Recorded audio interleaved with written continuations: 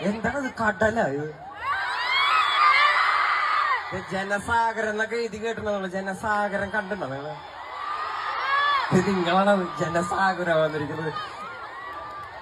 ഇവിടെ എന്നെ അറിയാത്ത ഒരുപാട് ആൾക്കാരുണ്ടോ? അപ്പനമ്മമാരൊക്കെ കുറെ വന്നിട്ടുണ്ടല്ലോ. പിള്ളേർക്കെല്ലാം എന്നെ അറിയുള്ളൂ. പുതിയ സംഗീതമല്ലേ നമ്മുടെ.